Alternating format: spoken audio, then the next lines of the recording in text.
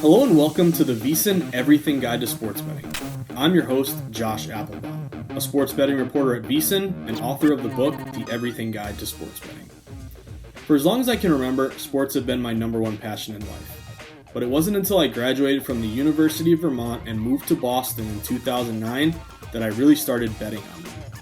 At the beginning, I was a naive 21-year-old making all the rookie mistakes. I bet on my beloved Red Sox, Bruins, and Celtics every single night, and of course bet on the Patriots every Sunday. I took every favorite, every home team, and every over. I also parlayed everything. I rarely won, but I instantly fell in love with sports betting. To me, there is no better feeling than having action on a game and watching the team you bet on play great and come through for you. The adrenaline rush is unparalleled. In 2011, a stroke of luck landed me an entry-level position at a sports betting analytics company. Over the years, I learned the sports industry inside and out, slowly transitioning from a rookie schmuck into a smart and somewhat successful sports bettor. It took me a long time, but eventually a light went on in my head. Here's what I learned. Sports betting isn't easy, and anyone who tells you otherwise is lying to you. If it was, average Joes would all quit their day jobs, become full-time sports bettors, and Vegas would go bankrupt. But this also doesn't mean that sports betting is impossible. If you stick with it, do your homework, remain disciplined, and make smart, data-driven bets with your head and not your heart, that's how you succeed long-term. Today we are witnessing a sports betting renaissance. Following the 2018 Supreme Court decision to overturn the federal ban on sports betting, known as PASPA, we have seen dozens of states legalize sports betting, with many more to come in the following years. As the sports betting gold rush heats up, millions of new bettors are entering the market for the first time, looking to get in on the fun. But where do they begin? Betting on sports can be thrilling and fun. It can also be dangerous to the uninitiated. In order to succeed at sports betting, you need to know the rules of the road. This means learning the basic fundamentals of betting, including what betting options are available to you, how to identify a smart bet, how to place a bet in person, and when to walk away. The VSiN Everything Guide to Sports Betting will teach you many of the tips, strategies, and systems needed to place strategic bets so you can turn sports betting from a hobby into an investment. Let's get started.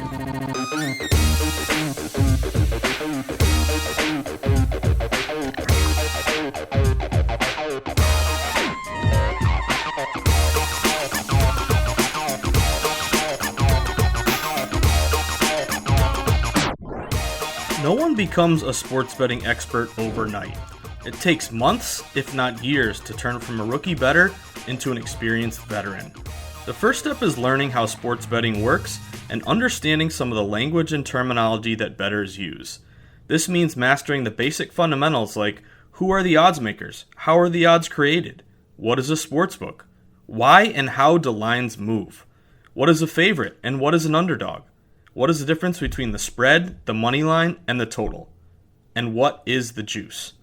Once you've mastered these guiding principles, you can then move on and get ready to place your first bet. The most common way of placing a bet is through a sportsbook, popularly referred to as a book or simply the house. These are the facilities that accept bets and give out money. There are two kinds of sportsbooks. The first is a physical place like the South Point in Las Vegas, where you walk up to the cashier, known as the window, and place your bet in person. Physical sportsbooks are usually located inside or next to a casino. They are considered a sports bettor's paradise because they are filled with wall-to-wall big screen televisions showing dozens of games that bettors can watch and root for their bets, also known as sweating a game. The second type of sportsbook is located online. Once you create an account with an online sportsbook, you can place your bets directly through a computer, tablet, or a mobile app. Mobile apps have become increasingly popular in recent years due to the immediacy and convenience. Physical sportsbooks employ a vast staff of employees in order to make the operation run smoothly. This includes cashiers, known as ticket writers, supervisors, accountants, risk managers, security officers, betting analysts, and technicians. But the most important person at a sportsbook is the head odds maker. The odds maker is the smartest person at the sportsbook. They are math experts with unparalleled betting knowledge and decades of experience in the industry. They know betting and money like the backs of their hands. The head odds maker is the person who creates the odds for all the different games, matchups, and events that bettors can wager on. Creating the odds is popularly referred to as setting the line. Hello and welcome to the VSiN Everything Guide to Sports Betting. I'm your host, Josh Appelbaum. It's important to remember that there are hundreds of different sportsbooks and not every book posts the same exact odds on a game. This is due to a variety of reasons, including the region, the clientele, and a basic difference of opinion on what the line should be.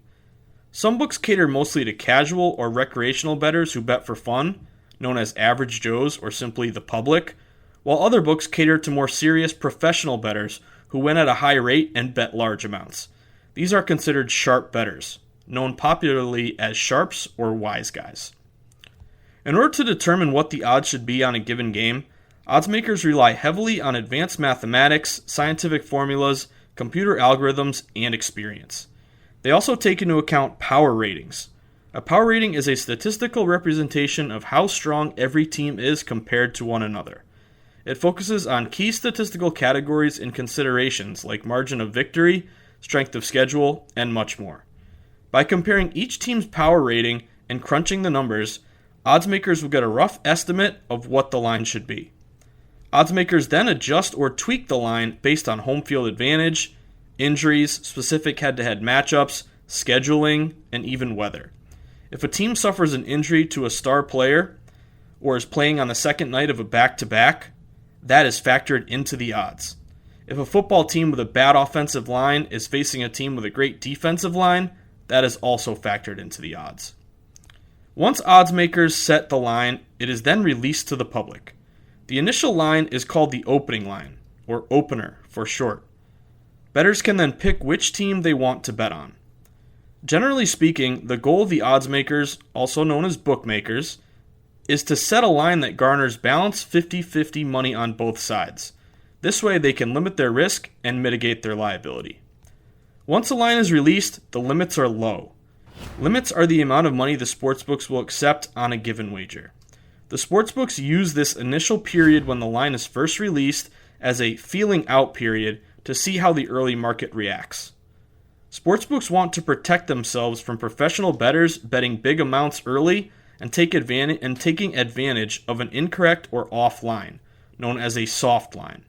The books allow professional bettors to bet on games at low limits to help them shape the line and mold the line to its strongest and most accurate number.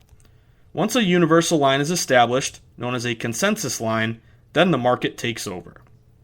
It's important to know that betting odds are fluid and constantly changing based on the money and bets, known as action, that the sportsbooks are taking in. The books will adjust the line up or down based on which side is taking in more money. Once books have gotten a read on the market and are able to identify which side the sharps are betting, where the public is, and where the liability exists, they will then raise the limits closer to game time and allow bigger bets to come in. Once the game starts, the full game odds close and you can no longer bet on them.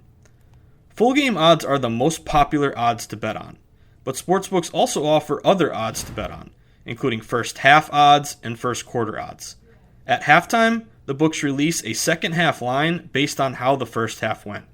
For halftime bets, bettors must quickly place their bets before the second half begins.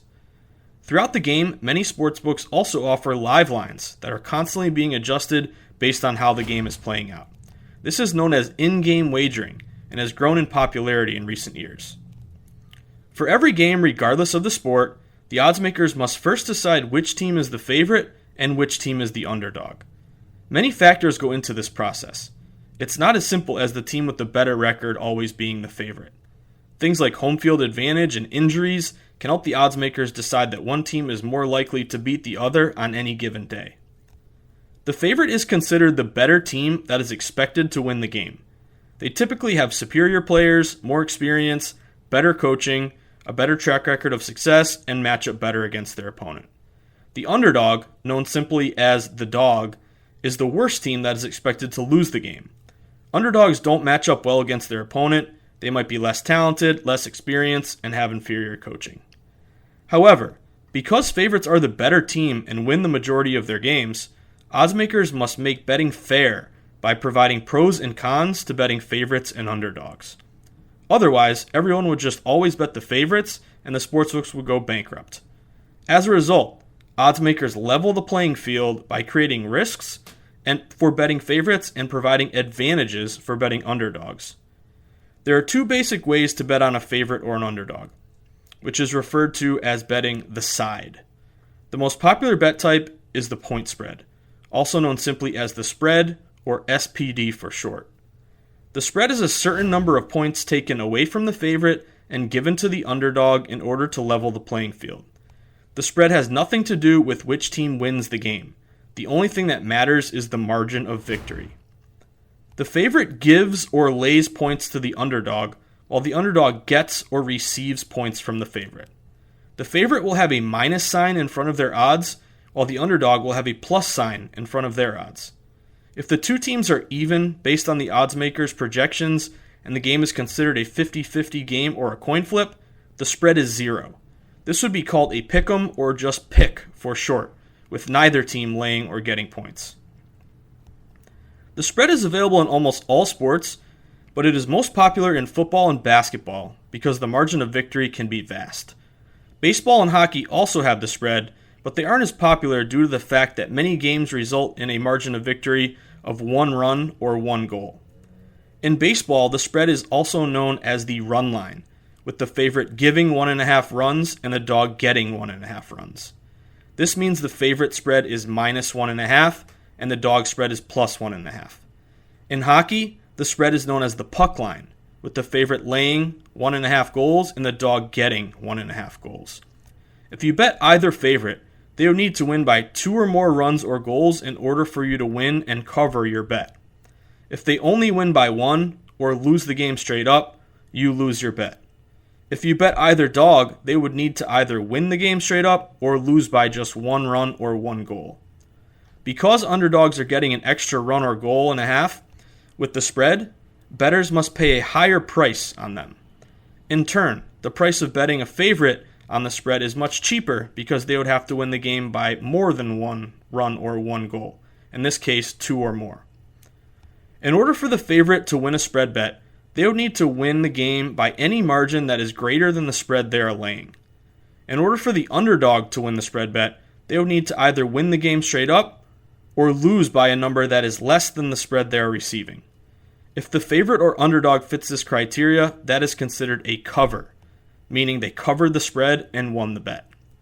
For example, let's say the New England Patriots are playing the New York Jets.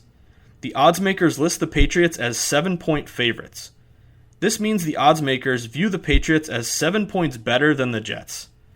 Bettors then have the choice of laying the 7 points with the Patriots, which would be referred to as betting the Patriots minus 7, or taking the points with the Jets, which would be referred to as betting the Jets plus 7. If you bet the Patriots minus 7, they would need to win the game by 8 points or more in order for you to win your bet and cover the spread. If the Patriots win by 6 points or less, or lose the game straight up, you lose your bet. If you bet the Jets plus 7, they would need to either win the game straight up or lose the game by 6 points or less in order for you to win your bet and cover the spread. If the Patriots win by exactly 7 points, that would be considered a push, in which case the sportsbooks would refund the money that you bet. It's important to remember that not all spreads are whole numbers. You often see spreads featuring half points. The extra half point is critical and could end up being the difference between a win, a loss, and a push. The extra half point is referred to as the hook. You should always think about getting the hook, especially if you're on an underdog. For example, instead of the Patriots opening as 7-point favorites, the oddsmakers might instead set the line at Patriots minus 6.5. This means that if you wanted to bet the Patriots, they would need to win by 7 points or more in order for you to win and cover your bet. If you bet the Jets plus 6.5, you would need the Jets to win the game or lose by 6 points or less.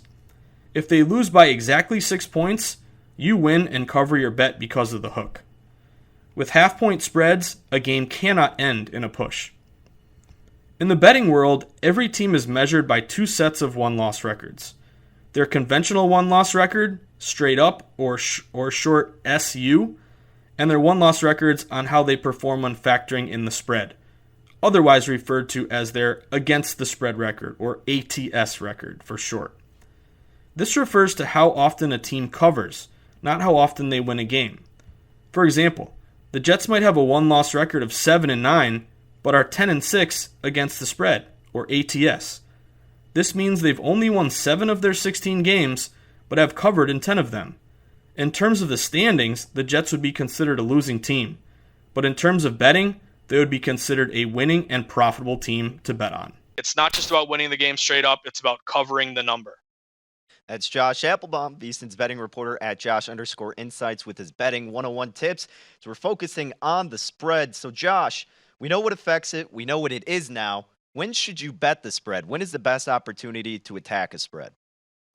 So I think the best opportunity to attack a spread is obviously, you got to do your homework. You got to what we call handicap a game, maybe come up with a number or come up with an edge. And what you really want to do is look for situations where you think there is plus EV or plus expected value. You feel as though you have an edge that you can capitalize and get down on. So a good example would be, let's say you have a team that you're very, very confident in. You think that team is going to win by a large margin. You think that team might blow out the other team.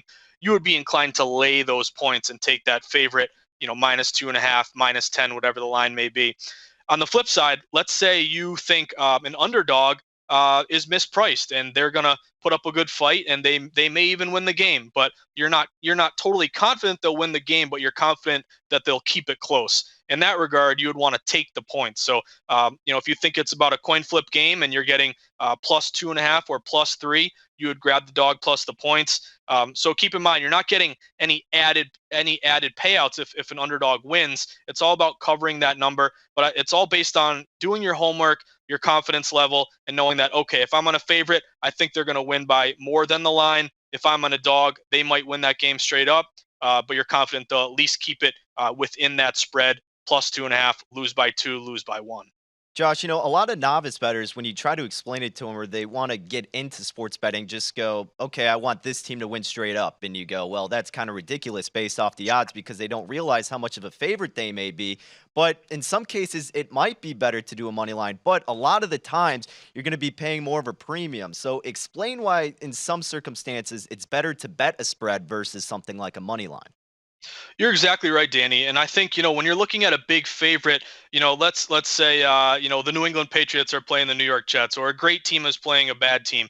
You think, okay, let me bet the money line on that great team to win the game. However, odds makers protect themselves from this. So, they'll make you on the money line maybe lay -500, -1,000. -2,000. And really, there's no value to betting these huge favorites. Number one, you have to lay a ton of money up front just to be able to get these lines. And also, your payout is going to be very small based on that number. The other thing is, there are upsets. There are certain situations where a big favorite loses. And if you risk a ton of money on a favorite and they lose, you're going to really get hurt there, and you're going to lose a ton of money. So there's always is the juice worth the squeeze, risk first reward. So really the advantage to betting on the spread is that with this, standard -110 juice, the juice can go up or down. It can go up to, -115, -120, -105. It could be even juice. But really the advantage there is that whether you win or lose the bet, you're really not going to get cleaned out either way.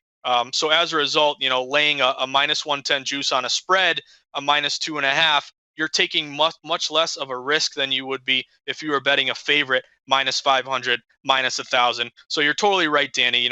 It's tough to lay these huge numbers, and I think the advantage to spread is that you're not having to risk so much up front, and your reward is going to be maximized more than it would be if you're laying a huge money line number.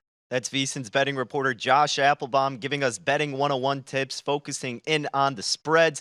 Now, Josh, you referenced it earlier, key numbers. So explain a little bit more about key numbers and what sports in particular it affects the most. Yeah, so football is really your biggest sport where key numbers come into play most often. So I think a lot of new bettors, they might just look at a line and maybe it's a 2.5, a 3, a 3.5, a 6, a 6.5, a 7. And it may not really mean much to them, but when you really are betting on football, which football is obviously the most popular sport, it's really football is king in terms of betting.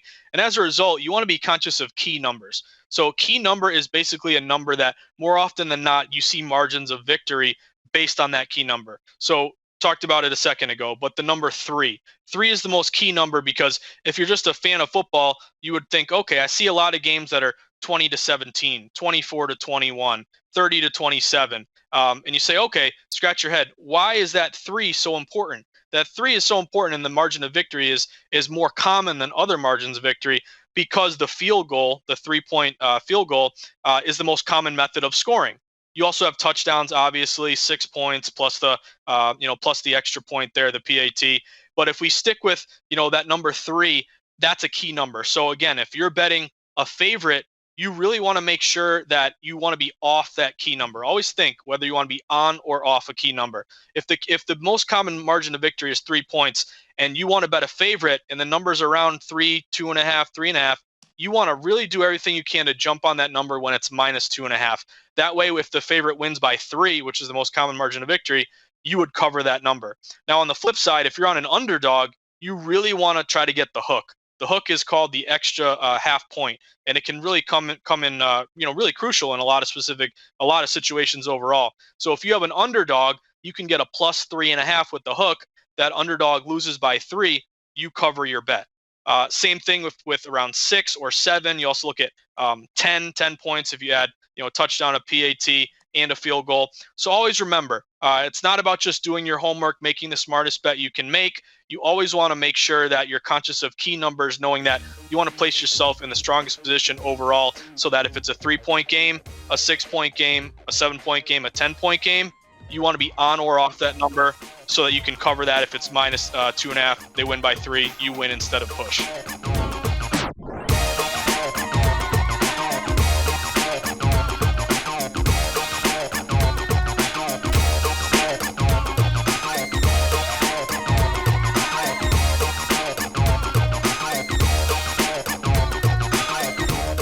If you didn't catch VSiN last week, here's some of what you missed. You said like a week ago on your timeline, you're like, oh, the Ravens are going to be so good next year. They're going to get everybody back, another year with the coaches as well. And then you see this trade, like almost highway robbery yesterday for Calais Campbell. Yeah, they got away with it. And to that point of them being unstoppable this year, I think we saw what they did to the league last year. They're extremely good offensively.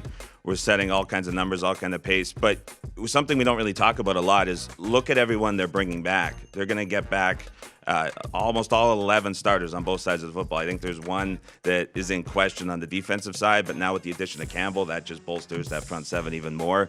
It's scary to think what they can do during the regular season coming up. How about this? Put Brady on Tampa Bay. Okay. And then also, how do you handicap the AFC East if he's off New England? Well, I think it levels it out significantly, but we think about what we saw from Buffalo last year playing up. I think that certainly opens the door for them, but I think the Patriots' issues as in a team, especially offensively, go a lot deeper than just what they have with Brady. Maybe it looks a little bit different if they add some mobility back there, but certainly if he disappears, that really levels out the AFC East a lot. Gives my Jets a chance for the first time in many, many years. Well, so. take it easy. Dial it back. I saw the Dolphins win total is 5.5. Matt Ewins and I had a conversation about this on Friday. He actually had a good point because I thought Flores did a great job with that team last year back half. And Ewins said, they could actually be a better team this year, but still go under 5.5. And it kind of makes sense to me. Yeah, and I think that, like you said, what we saw the last sort of 6 to 8 weeks, that team didn't quit. They held on, and he was able to rally everyone around. So you have to wonder if the Patriots, if that ends up happening with Brady, if that total comes down, maybe we see another win or two dispersed elsewhere within the division.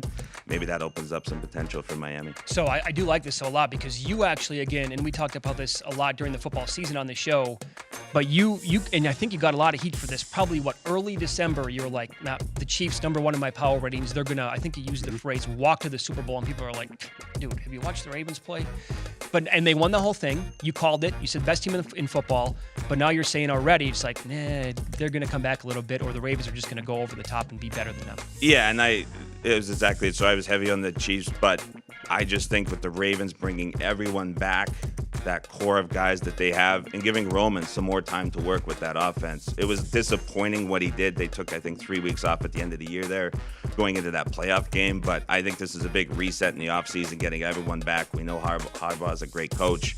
Roman giving him another 6 months to work, build that playbook up even more. That's going to be so difficult to stop for any other opponent. I mean, did you see that coming with Lamar?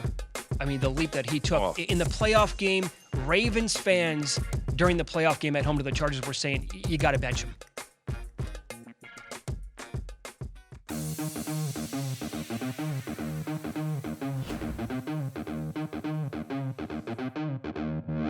The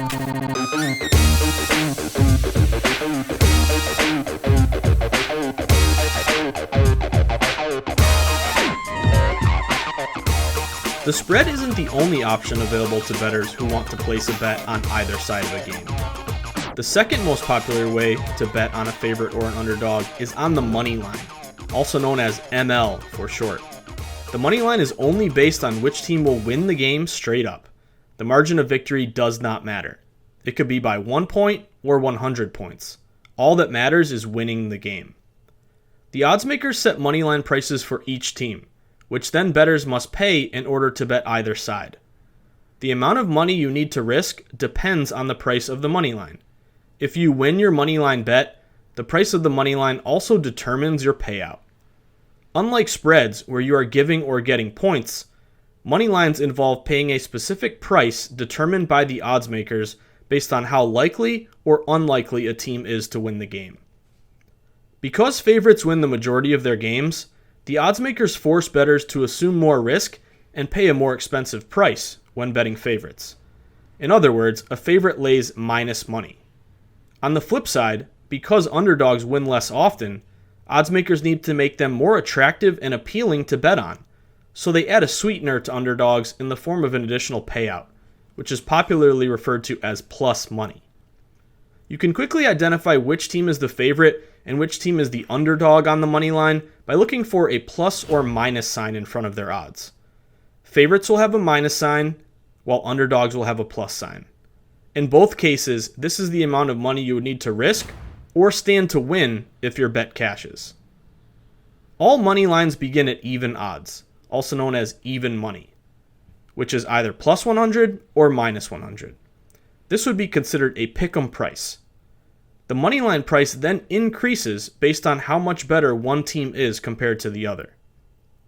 Moneylines are available across all sports, but are most common in baseball and hockey. This is due to the fact that they are lower scoring sports, and many games are decided by just one run or one goal. As a result, it makes much more sense to bet on who will win the game, not the margin of victory. For example, a common price for an average favorite in Major League Baseball is minus 150, with the dog being plus 135. To put this in perspective, let's say the Atlanta Braves are minus 150 favorites against the St. Louis Cardinals, who are plus 135 dogs. If you wanted to bet on the Braves, you need to risk $150 in order to win $100. If the Braves win, you win $100, plus you get the $150 that you risked back. If the Braves lose, you lose the entire $150 that you had to risk. So while favorites win the majority of their games, they also come with big risk. When they win, you only win the predetermined amount that you stood to gain, but if they lose, you lose much bigger amounts. On the flip side, if you wanted to bet $100 on the Cardinals and they ended up upsetting the Braves and winning the game, you would win $135, plus you would get the $100 that you risked back. If the Cardinals lose the game, you only lose the $100 that you risked. In essence, because underdogs are less likely to win the game, you assume far less risk betting on them and receive a much bigger reward when they pull off an upset. The plus money and additional payout is what makes betting underdogs very appealing. Money lines are available in football and basketball, but they are far less common and less popular to bet on than the spread. With football and basketball, the odds makers convert the spread into a moneyline price, which bettors can then pay. For example, let's say the San Francisco 49ers are 10-point favorites on the spread against the Arizona Cardinals. The 49ers minus 10 would translate to roughly minus 700 on the money line. If you think the 49ers will win the game, but you aren't very confident in them winning by 11 points or more, you could bypass the spread and bet San Francisco minus 700 on the money line. However, because of the super expensive money line price, this means you would have to risk $700 just to win 100. Despite paying the massive price, you would still think betting the 49ers would be a good idea. After all, a big favorite can't possibly lose straight up, right? But remember, there are no locks in sports betting. There is no such thing as a guarantee. Upsets happen. On February 3rd, 2008, the New England Patriots faced the New York Giants in Super Bowl 42. The Patriots entered the game with a perfect 18-0 record and were looking to finish off the first 19-0 perfect season in NFL history. New England was a 14-point favorite on the spread. Not only did the Patriots fail to cover, they lost the game straight up, 17-14. This is why point spreads are much more common in football and basketball. They carry far fewer risks than betting the money line. Sure, favorites will still win the majority of their games, but when they lose, you lose big because you had to risk so much to bet on them. This is why bettors should be careful betting huge favorites on the money line. In the end, it's all about risk versus reward. Always ask yourself, is the juice really worth the squeeze?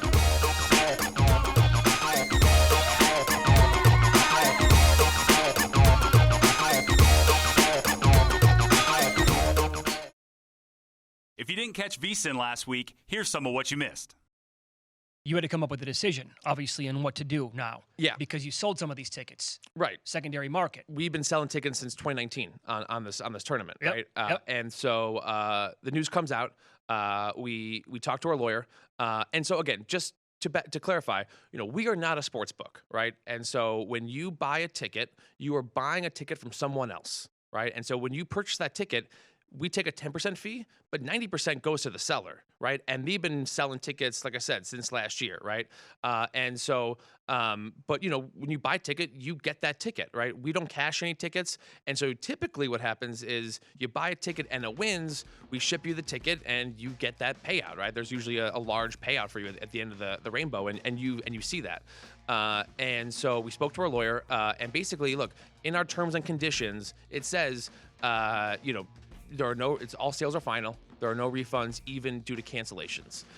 And so, that we could fall back on that. But we thought, okay, but what can we do above and beyond that, right? I mean, obviously, we could just say, hey, this is our terms and conditions, and you bought the ticket, and you're going to get the ticket, and I'm sorry, most of our tickets, they are sold at the whole point is that people sell it for more than they paid for it, right? So a lot of our buyers would be suffering a loss. Now, it is what it is. You're buying property and you get that property. But I thought, okay, obviously, no brainer. We're going to give back all of our revenue, right? So we take 10% on all these sales. It's a no brainer. We're going to give that back to the buyer. But we thought, we've built a really great community of customers, right, over the years.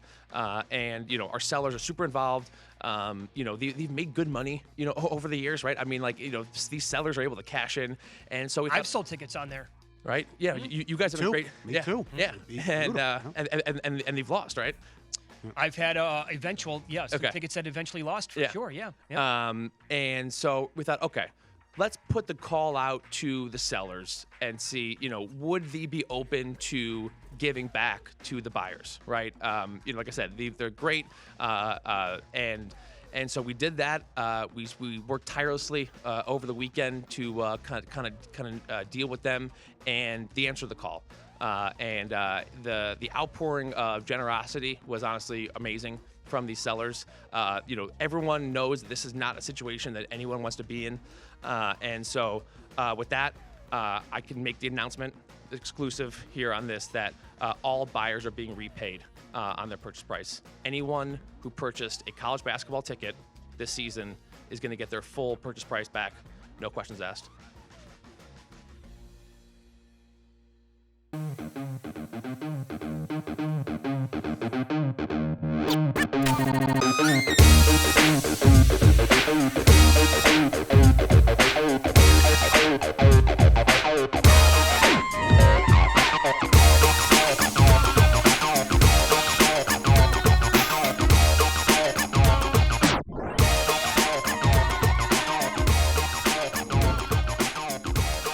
Betting on favorites and underdogs to win or cover the spread isn't the only way to bet on a game. In addition to setting the line for favorites and underdogs, oddsmakers also set a line on the cumulative amount of points, goals, or runs scored in the game by both teams combined. This is called the total, which is more popularly referred to as the over-under, or simply the OU for short. Oddsmakers set the total based on the same high-level algorithms and formulas they use when determining the spread and money line. But in this case, they are leaning more heavily into specific offensive versus defensive matchups, along with pace and style of play, coaching philosophies, referee or umpire tendencies, and even the weather. For example, if both teams are struggling on offense and possess great defenses, the oddsmakers will set a low total for a game. On the flip side, if both teams possess potent, high-scoring offenses and play porous defense, the total will be set much higher. Or maybe a basketball game features two teams who play a slow and deliberate pace of play and style, who both chew up the shot clock. That would lead to a lower total.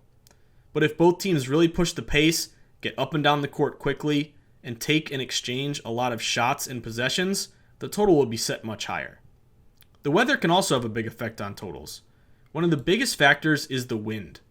Let's say the Cubs are hosting the Brewers and the wind is howling out to dead center field at 15 miles per hour at Wrigley Field. This would lead to oddsmakers setting a higher than usual total because a warning track fly ball that would usually be an out would be pushed over the fence and lead to a home run, leading to more runs being scored. Or maybe a football game between the Denver Broncos and Kansas City Chiefs features swirling 20 mile per hour crosswinds. This makes it harder to throw the ball and kick field goals, leading oddsmakers to set a lower end total. Meanwhile, if a game is being played indoors inside of a dome or closed roof stadium, the total will be set much higher due to the perfect offensive conditions. Once a total is set, bettors can then wager on whether the amount of points scored will be above or below the total. This is referred to as betting the over or betting the under. Just like spreads, totals can also involve not just whole numbers, but half points as well. Betting on totals is a completely different way of betting compared to betting spreads and money lines. Instead of rooting for one team to win the game or cover the spread, you are rooting for both teams. If you bet the over, you are cheering on both offenses and rooting for both teams to score a lot of points. If you bet the under, you are cheering on both defenses and rooting for both teams to score a low amount of points. Totals are available in all sports, but are most popular in basketball and football, where there are a higher number of total points scored.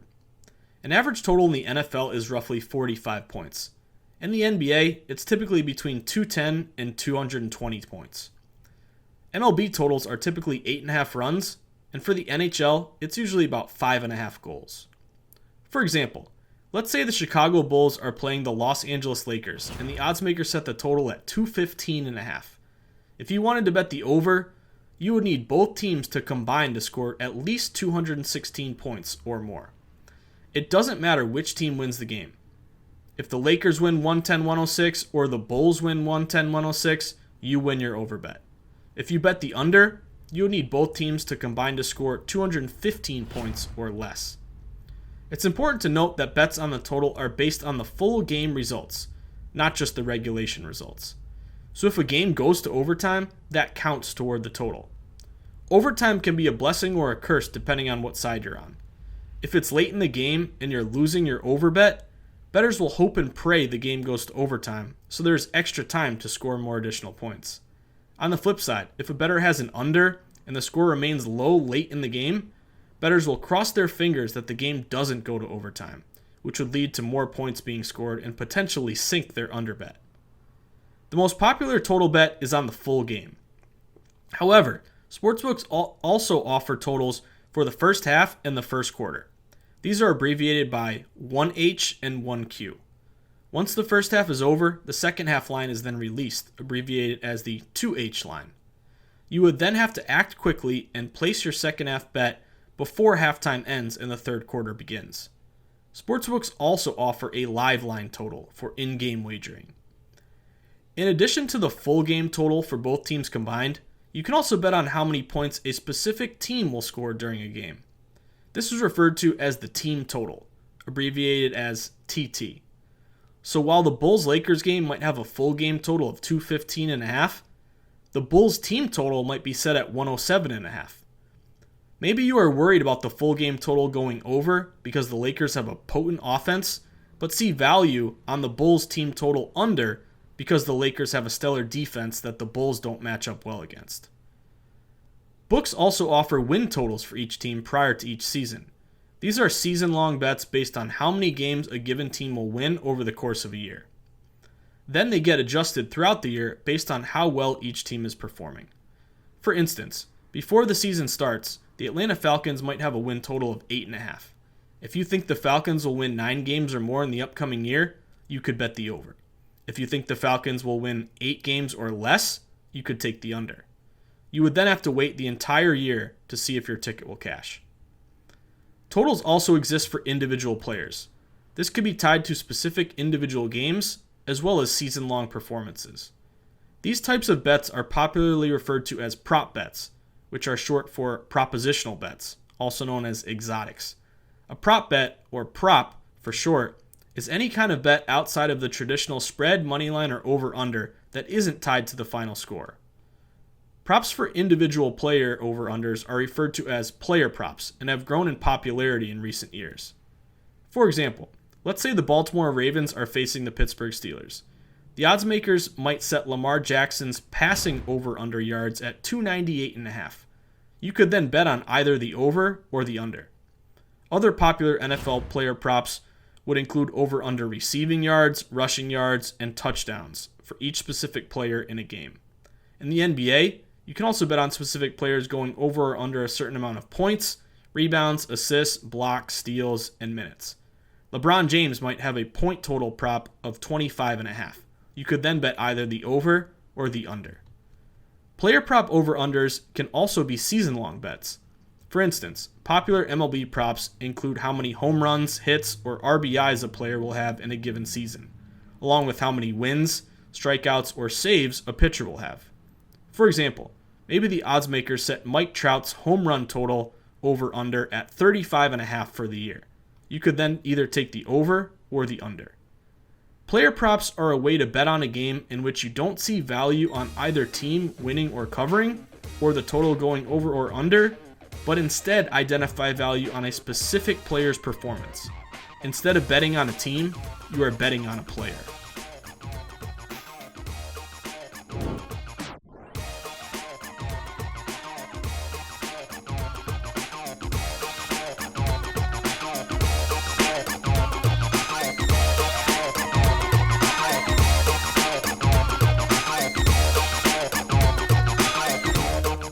If you didn't catch VSiN last week, here's some of what you missed. So I'm curious, Howard. So Bobby Marks tweeted this out yesterday. When we look at where the season stands now and the way it would be formatted, like going forward, you're mid-June, start of the NBA playoffs, assuming it goes off in that range, and then like essentially a new league calendar where you would see the regular season opening up on Christmas almost. Do you think that's something that would be like viable for the NBA, shifting a league year because of everything that's happening here? I mean, it seems the way Bobby laid it out, like a pretty attractive league schedule for the most part. Yeah, there's a number of ways of looking at this. You know, is it more important to complete the season that just got suspended, or is it more important to preserve the integrity of a full normal season for 2020, 2021? And that's a policy decision that the NBA has to make. I don't know what the right answer, if there is a right answer there. I mean, obviously, nobody likes the idea of a suspended season that never continues and just has an asterisk like the 1994 baseball season where, you know, strikes shortened the season and there never was a conclusion. There was no champion, no MVP. Actually, I think they did vote on MVP and awards, but there was no champion. And so if they want to tie that up, then yeah, you find a way to condense it. But if you're encroaching now on next season and it seems likely that it starts to encroach, then yeah, you got to build in some off time. And if you started on Christmas Day, there is precedent, at least. In 2011, after the NBA lockout, They started on Christmas Day. They played 66 games in a short span. They compressed the schedule a bit, and people kind of liked it because there was, a speed and an urgency, and the compression of the schedule created some of that. And besides that, it avoids some of the overlap with football season, with the World Series, and it gives the NBA a little bit more of its own space. And so people have kicked around that idea before anyway, with all these proposals for the last several years of, hey, should we shorten the NBA season? Should we change the schedule, the timing of it a little bit? This was discussed at the Sloan Conference just a couple weeks ago in Boston. I was in attendance for that panel. So, those things, I'm sure that it's all on the table. Everything is being discussed.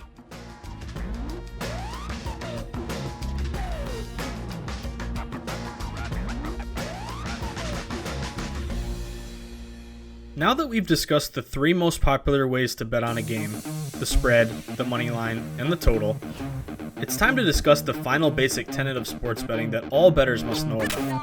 Consider it the last remaining element in the bet. I'm talking about the juice. Oddsmakers place an additional price or tax on every bet, which is popularly referred to as the juice. It is also called the vig, which is short for vigorish, derived from a Russian word which refers to winnings. The juice is a commission that you must pay the sports books in order for them to accept your bet. Consider it like a second money line that you must pay to the house. Juice is added to all bet types, including spreads, money lines, and totals. It will appear as a 3-digit number to the right of the spread or total, usually in parentheses.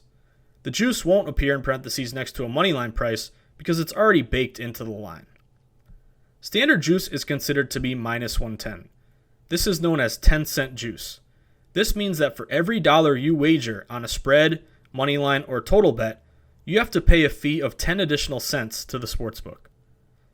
The juice is almost always a negative number that bettors have to pay, but on rare occasions the juice might be a small plus money number, like plus 105, which means that bettors would win a few additional cents if their bet cashes.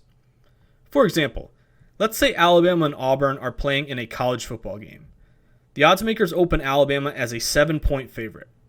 The odds for this game would appear as Alabama minus 7, parentheses minus 110, versus Auburn plus 7, parentheses minus 110. The minus 110 number in parentheses is the juice that both sides must pay. This means if you wanted to bet on either team, you would need to risk $110 in order to win $100. If you lose your bet, you lose the $110 that you risked.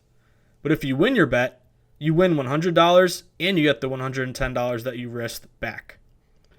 Just like odds, juice doesn't stay static. Sportsbooks are constantly adjusting the juice based on the action that they are taking in, either raising or dropping the juice depending on which side is taking in more money. In the previous example, if the house is taking in heavy betting on Alabama at minus 7, the first thing they would do is raise the juice on Alabama from minus 110 to minus 115 or minus 120. In essence, the sportsbooks are forcing bettors to pay a more expensive price in order to back the popular side. On the flip side, anytime juice moves toward a team, it simultaneously moves away from the opponent. At the same time, Alabama minus 7 goes from minus 110 to minus 115 to minus 120, you would see Auburn plus 7 move down from minus 110 to minus 105 to minus 100. Because Auburn is getting so little action, Auburn bettors are afforded a smaller tax or no tax at all because they are backing the unpopular side. Once juice gets raised to a certain point, typically minus 120 or minus 125, the next move is for the oddsmakers to adjust the entire spread toward the popular side. So if bettors continue to hammer Alabama minus 7 even with the expensive juice, known as heavy juice, the line would then be adjusted up from Alabama minus 7 to Alabama minus 7.5. Now that the line has been raised, the juice on the minus 7.5 returns to the standard minus 110 juice. By moving the line up to Alabama minus 7.5, the sportsbooks are doing two basic things. First, they are compensating for their lopsided action on Alabama by making Alabama a bigger favorite. Secondly, they are handing out a better number to Auburn backers in an attempt to entice betting on the underdog. The goal is to move the line so that Auburn money comes in, thereby limiting the risk and liability the house has on Alabama. The juice isn't just an additional price you have to pay. It also provides insight into which direction the line is likely to move next, along with where the house has liability. By following, studying, and analyzing juice movement, bettors can anticipate where the number will move next. This is crucial because it can help bettors to decide when to bet a game. Should they bet a line now because it's about to move and get worse, or wait because the line will likely get better? For example, if you liked Alabama at minus 7 when the line opened and you started to see the juice creep up on Alabama minus 7 from minus 110 to minus 120, you would likely want to jump on the Crimson Tide quickly before you lose a half point and the line moves to minus 7.5. If you bet Alabama early at minus 7 and they win by exactly 7, you would push your bet and get your money back. However, if you were late to the party and failed to read the juice movement and ended up betting Alabama minus 7.5, If Alabama ends up winning by 7, you lose your bet. On the flip side, if you liked Auburn from the start and started to see the juice move heavily toward Alabama, also known as Alabama getting juiced up, you would want to wait it out. By reading the juice movement and waiting, you could then get an extra half point once it moves from Auburn plus 7 to plus 7.5. Now if Alabama wins by 7 points, you win your Auburn plus 7.5 bet. However, if you failed to wait and bet Auburn too early at plus 7, you would push instead of getting a win. The same can be said for reading juice movement with totals. Let's say the Cleveland Cavaliers are playing the Milwaukee Bucks in an NBA game, and the total is set at 218.5. You like the under, and you start to see the under get juiced up from minus 110 to minus 120. You'd want to bet it immediately before it falls to 218. Now if the game lands on 218, you win your under 218.5 bet. But if you waited too long and now the total is down to 218 or even 217.5, you would either push or lose your bet. The extra half point may not seem like a lot, but trust me, it can be absolutely crucial in the end. You would be surprised how many games end up right on or close to the total or spread the odds makers set. The ultimate goal is to read the market, anticipate line movement, study the juice, and get the best number possible. This way you can place yourself in the best position to win games and increase your chances of coming out on top. It's also important to note that not every sportsbook is offering the same exact juice. For example, 3 separate sportsbooks might all be posting the Cavs-Bucks total at 218.5. However, one book is listing the under juice at minus 110, while the other 2 are listing the under juice at minus 112 or minus 115. You would want to shop for the best line, also known as having multiple outs, and place the bet under 218.5 at the book offering the lowest juice, in this case the book offering minus 110. Once again, it may not seem like a big deal, but if you extrapolate this over the course of an entire season betting on games, it can have a huge impact on increasing your payouts and limiting your losses. Remember, always have multiple outs and always try to get the best number. One of the main reasons that the house always wins is because of the juice. If sportsbooks set a line correctly and entice even 50-50 betting on both sides, they can ensure that they turn a profit no matter what happens or who wins the game because of the juice that both sides must pay. Many new bettors assume that in order to turn a profit betting on sports, you only need to win 50.1% of your bets. On the surface, this makes sense. Just win slightly more games than you lose and you'll make money. However, this just isn't the reality. Why? Because of the juice that bettors must pay. If you assume standard minus 110 juice for spreads and over-unders, this means bettors actually have to win 52.38% of their bets in order to break even. This is considered the magic number in betting, 52.38%. In order to turn a profit, you would need to win 52.39% of your bets or more. However, if a bettor is paying high juice, like minus 115 on every play or more, they would need to win 53.48% of their plays in order to break even. On the flip side, if a bettor is paying low juice, minus 105, they would only need to win 51.2% of their bets in order to break even. In other words, the higher juice you pay, the more often you need to win in order to overcome that high juice and break even. On the flip side, the lower juice that you pay, the less often you need to win in order to break even and in turn turn a profit. When discussing break-even points based on paying the juice, it's also important to have realistic overall expectations in terms of what makes a successful sports bettor. Many rookie bettors enter the sports betting market with unrealistic expectations. They assume that betting is easy and they will win 90% or 80% or 70% of their bets. However, this just isn't possible. Think of it this way. If you get a 53 on a math test, that is considered a terrible failing grade. You would receive an F from your teacher. However, if you win 53% of your bets as a sports bettor, assuming standard minus 110 juice, that means you are not only receiving a passing grade, but you are turning a slight profit. In order to be considered a sharp bettor, you need to win about 55% of your bets. The best sports bettors in the world are around 60%. These are the true professionals. Less than 5% of all bettors are considered professionals. A professional bettor isn't just someone who wins at a high rate. They also have no other job. Betting is their only job and their sole source of income.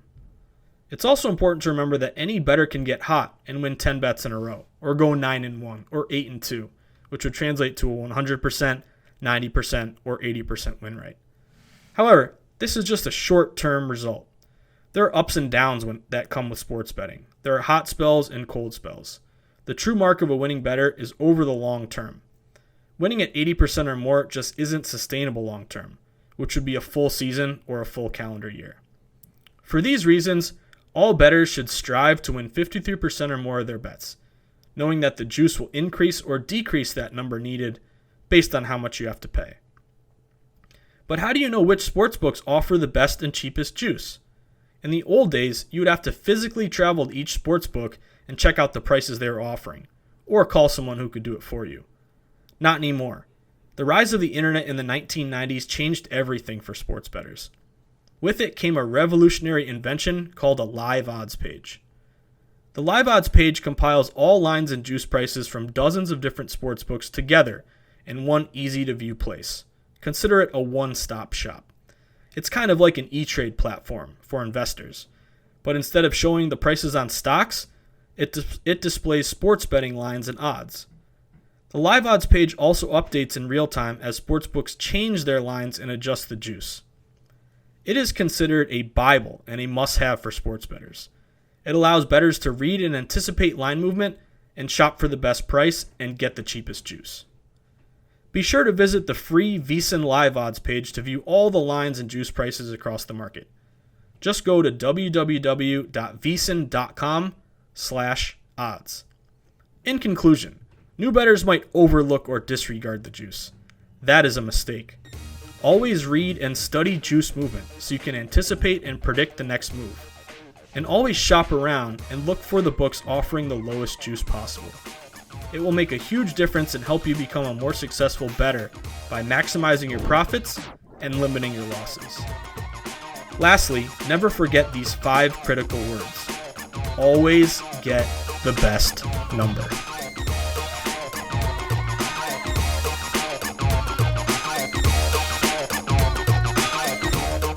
New to VSiN, the best way to learn more about sports betting and how VSiN can help you is to sign up for our free daily email. You'll receive an email every morning with show highlights and expert insights. Sign up for free today at vsin.com/email. That's vsin.com/email. If you didn't catch VSiN last week, here's some of what you missed. 2 playoff teams added for this upcoming season and a 17-game season in 2021. Your thoughts on those 2 key factors?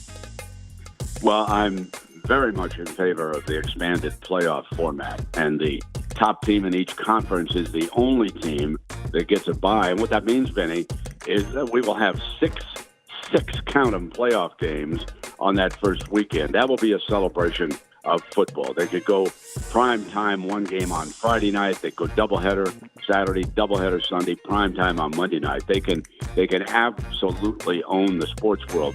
I really don't know all the details about the 17-game schedule. They cannot go to it this year. That's in the contract. They go to it next year. But they still have to iron out whether or not they're going to have a second bye week and things of that nature. Now, obviously, the NFL is taking dead aim at the entire month of February. They have made an awful lot of television money through the decades because they are so dominant during the month of November. November is a key sweeps month, and the next sweeps month is February. And the NFL knows they can own that too, so they can make a lot of money because they're still the number one product up on television. I thought that this contract, when I looked at it, there's little things like I didn't realize that during the bye week, the teams with the buys, they didn't get paid. In the new contract, if you win the division, I think it's about $42,500 each player gets during that bye week. I think if you win the Super Bowl, it's $150,000, $75,000. If you lose the Super Bowl game itself, it's a very, very rich contract.